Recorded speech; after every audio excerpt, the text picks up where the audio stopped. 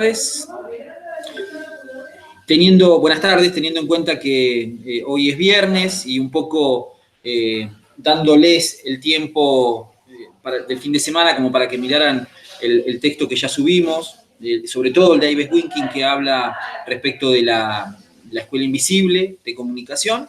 La idea de esto, como venimos haciendo, es desmenuzar un poco, contarles algunas cosas en torno a la escuela y demás, como para seguir avanzando un poquito de la manera que lo venimos haciendo, ¿no? Después, por ahí les voy a contar algunas cosas que estamos pensando para más adelante, sobre todo para abordar algunos temas que se vienen, pero bueno, propongamos seguir en este esquema de clases grabadas junto con algunos recursos que les vamos a ir subiendo. Básicamente, como hacemos siempre, lo importante de esta escuela o de estos primeros aportes tienen que ver con, seguimos hablando en un contexto norteamericano, pero el cambio por ahí más importante que se va a dar de la escuela norteamericana, o por lo menos como miramos la escuela norteamericana, a esta escuela que es el Colegio Invisible, va a estar dado a partir de una primera propuesta en el campo de las ciencias sociales. Me parece que ahí está un poco el elemento más fuerte o más central de esta escuela. Es decir, es la que de alguna manera, aún en el propio territorio norteamericano, va a reaccionar a esa forma de entender y de pensar a la comunicación en términos lineales, matemáticos, fácticos, empíricos, que dieron como producto esa reducción tan fuerte que dibujábamos como el esquema emisor, receptor, mensaje, canal, código. Esta escuela, el Colegio Invisible, que tiene residencia en Palo Alto, en California, básicamente es un encuadre sistémico de la comunicación, después lo vamos a ir explicando, y los principales intelectuales o los aportes más fuertes van a venir del campo de las ciencias sociales. Sus autores pueden ser Goffman, puede ser Jacobson, puede ser el propio Paul Watzlawick, bueno, en definitiva, digamos, Hall, hay diversos intelectuales y autores que vienen del campo, como decíamos, de las ciencias sociales, de la psicología, de la antropología, de la sociología. Fíjense o reparen en esa diferencia, tienen algo para decir respecto de la comunicación, pero no ya desde las ciencias duras, desde la ingeniería, desde las telecomunicaciones, desde la cibernética, sino empiezan a pensar o a mirar a la comunicación desde el campo de las ciencias sociales. Primera gran definición o primer gran aporte de esta escuela. Y ese juego que viene con el nombre del texto de Ives Winking, que es del telégrafo a la orquesta, básicamente lo que nos propone es una forma de mirar, ¿no? Muy metafórica, de una mirada de la comunicación telegráfica, esquema emisor, receptor, mensaje lineal, proponen pasar a un modelo orquestal, donde los integrantes de una situación comunicativa van a decir, los autores, no son ni el principio ni el final de la comunicación, sino son una orquesta, donde, ¿no? De ahí viene la idea de sistema, por eso es una teoría sistémica, donde somos en ese juego, en esa orquesta, a veces emisores, a veces receptores, y ese esquema permite un dibujo más circular antes que un dibujo lineal, para llevarlo un poco al terreno de los dibujos, de las imágenes, de las metáforas, ¿no? Entonces, es una escuela sistémica, por esta idea, que sitúa el análisis de la comunicación desde el campo de las ciencias sociales y, sobre todo, va a, digamos, como el gran aporte va a estar dado en el análisis de la comunicación en el plano de lo interpersonal. Ojalá se acuerden de aquel viernes que ya parece que lo hubiésemos tenido hace como 50 años, pero no pasó hace mucho. Entre esas cosas que charlamos, decíamos que la comunicación se puede analizar o se puede mirar según diferentes niveles, ¿no? Hay una comunicación mediática, una comunicación interpersonal. Este caso, los estudiosos de la comunicación sistémica o de esta escuela invisible son precisamente, digamos, deudores de esta corriente filosófica que va a un poco a situar el campo de la comunicación o a pensarlo en estos términos, digamos, ¿no? Van a tratar de hacer un análisis de la comunicación en el plano de lo interpersonal. Por eso, ellos van a decir que en la comunicación tienen en mente un análisis de una comunicación más cara a cara. Van a decir que en la comunicación hay un montón de aspectos que se pierden en el análisis según el modelo anterior de la escuela norteamericana. Dice, no se comprenden los gestos, la mirada, la distancia, las emociones, lo no verbal.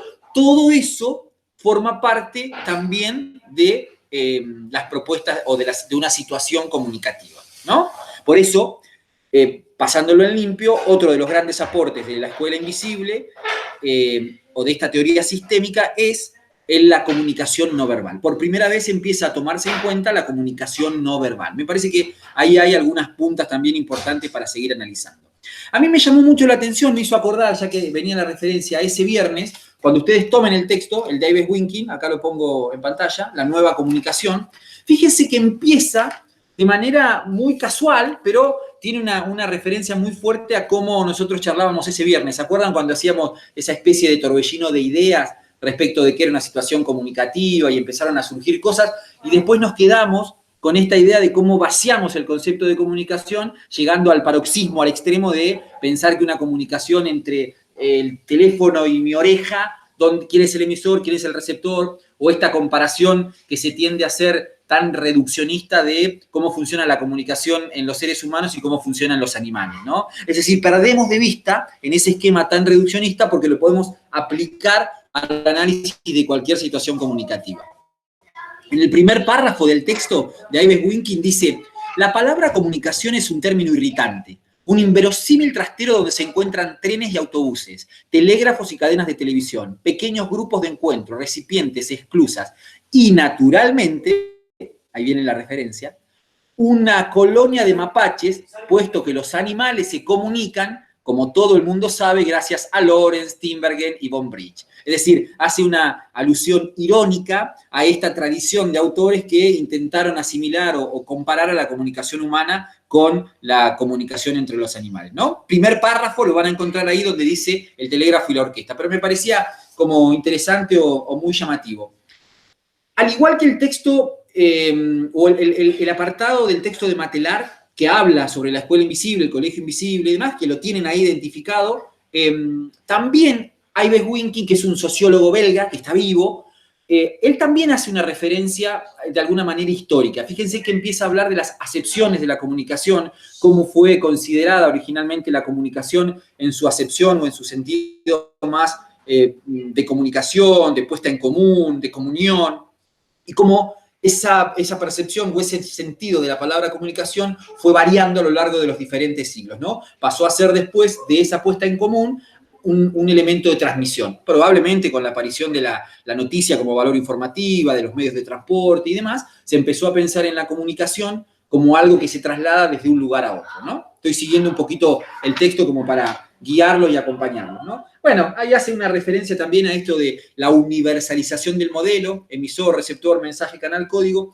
y también identifica las dos obras claves, que son la de Shannon y la de Wiener, las va a identificar como los dos libros fundamentales para empujar a la comunicación en el campo de lo científico. Fíjense por ahí, pero me parece que es una referencia, si bien es menor, más anecdótica, pero habla un poco también de cómo la comunicación se metió en el terreno de lo científico, cuando en realidad, dicen los autores de la Escuela Invisible, la comunicación debería analizarse casi con exclusividad en el campo de las ciencias sociales, ¿no? Ellos se oponen al modelo telegráfico de comunicación y dicen que para estos autores la comunicación, es decir, para los autores del modelo anterior, la comunicación es un acto verbal, consciente y voluntario. Ojo ahí, deténganse después ahí porque esta idea me parece importante. Lo que van a decir ellos es criticar de alguna manera eso, porque van a decir la comunicación no es exclusivamente un acto verbal, consciente y voluntario. ¿Qué quiere decir eso? Quiere decir que entender o pensar a la comunicación exclusivamente como un acto verbal, consciente y voluntario nos lleva a pensar que la comunicación se apoya en cuando yo quiero decir algo exclusivamente digo lo que tengo en mente, lo pongo en palabras y lo verbalizo. Es consciente, verbal exclusivamente porque lo digo y voluntario. Bueno, los pensadores de la teoría invisible se van a negar a ese concepto y van a decir que no es así. Dicen, página 23, la comunicación es, pues, un proceso permanente que integra múltiples modos de comportamiento, la palabra, el gesto, la mirada, la mímica, el espacio interindividual, etc. No se trata de establecer una oposición entre comunicación verbal y no verbal, sino que la comunicación es un todo integrado, ¿no?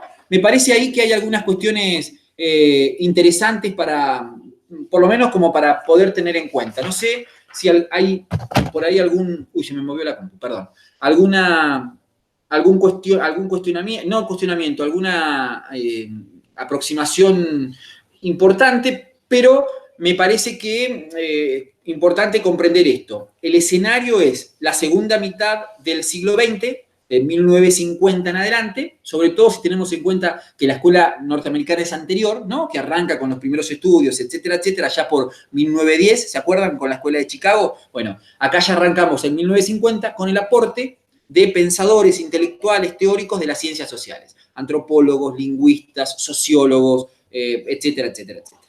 ¿No? Ahí tenemos como algunos aportes y esto que fui mencionando yo de esos mojones o esas propuestas teóricas. Importantísimo, otro elemento importante de la escuela, la propuesta que ellos hacen de analizar o de incorporar el análisis del contexto, que en la escuela anterior era sin importancia. Para acá, fundamental el análisis del contexto, ¿no? Proponen un análisis del contexto versus un análisis del contenido como sucedía en la escuela anterior. Bueno, pensar a la comunicación como interacciones, pensar a la comunicación por fuera de la exclusividad de un acto verbal, consciente y voluntario, dicen que es mucho más que eso, que implica otras dimensiones, cultural, verbal, no verbal, la proxémica. Me parece que ahí están como los 4 o 5 grandes aportes que hacen los pensadores de la escuela. Finalmente, uno de los autores más emblemáticos de esta teoría sistémica es Paul Watzlawick. Él tiene un libro que se va a publicar tardíamente en 1971, que es La teoría de la comunicación humana, un libro muy estudiado en el campo de la comunicación, donde él habla de esta teoría sistémica y dice, pensando o mirando una situación comunicativa, cada una de las partes de un sistema está relacionada de tal modo con las otras que un cambio en una de ellas provoca un cambio en todas las demás y en el sistema total, ¿no? Ese es el carácter de por qué es una teoría sistémica. Que cualquier cambio, sea emisor o sea receptor, produce un cambio en las partes y en el sistema, en el funcionamiento del sistema en su conjunto. Bueno, creo que no mucho más que eso para no marearlos. Son simplemente pistas para poder comprender el texto, ayudarlos a analizarlo y demás.